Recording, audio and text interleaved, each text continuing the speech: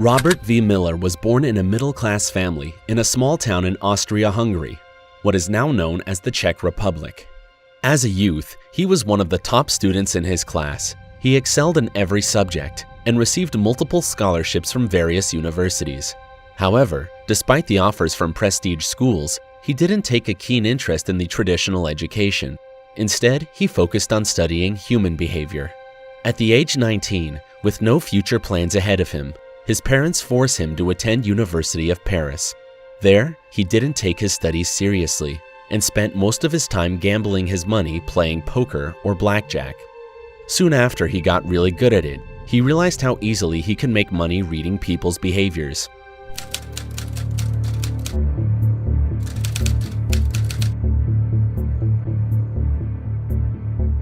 After he heard the huge growing economy and booming industries in the United States, he used this to his advantage to prey on greedy, naive people. He befriended with many wealthy businessmen and got to know them personally. His first scheme involved a device he built called the Romanian box. He claimed that it can duplicate and print any currency that were inserted into. He demonstrated it by taking an authentic $100 bill and placing it inside the box. Then after 6 hours of chemical processing, an exact replicate is produced. Of course, the people were skeptic of this, so for Victor to prove his point, they went to the bank to verify the authenticity of the $100 bill. But in reality, the money wasn't really printed. Victor just merely placed an extra genuine $100 bill hidden inside the box. But the people were so impressed by his device, they bought it for $10,000. This was one of many of Victor's scam tactics. He also involved himself in bogus horse races and several phony real estate deals.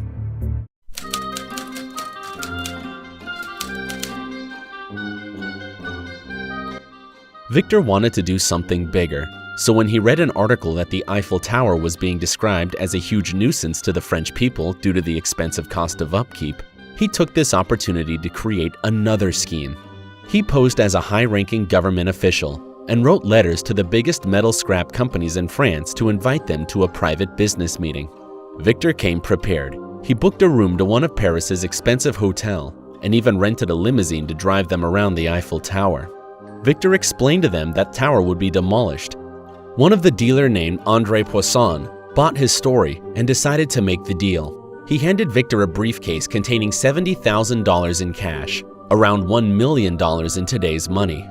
As soon as he received the money, he boarded a train straight to Vienna and left André empty-handed. While most people in this situation would report it to the police, André was so embarrassed and ashamed of what happened to him that he just simply let it go. Meanwhile, Victor kept a close eye to the French newspaper for the following weeks, and when he noticed that there was no mention about his scheme involving the Eiffel Tower, he went back to Paris to do it all over again.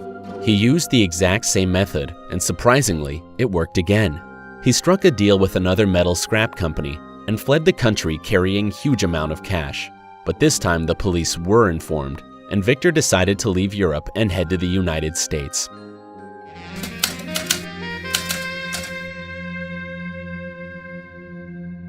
In America, he teamed up with a chemist named Tom Shaw and a pharmacist named Williams Watts, and they began a real counterfeiting operation. They had an elaborate distribution system, which pushed more than $100,000 per month. Victor personally hired a ring of couriers, but he kept them in the dark about the legitimacy of the money. They didn't know that it was fake. The operation ran for many years, and it circled in the American banking system. There was one case when a Texas sheriff was involved in the operation, which eventually him providing the authorities a picture of Victor.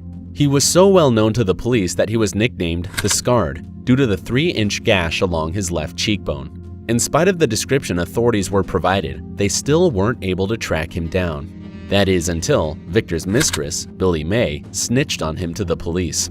Apparently, it ignited because she found out that he was having an affair with Tom's mistress. So for an act of revenge, she made an anonymous phone call to the FBI and told them their location, as well as the whole operation.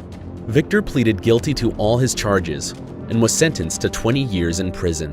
He died on March 11, 1947, after he contracted pneumonia and was pronounced dead in the medical center in Springfield, Missouri.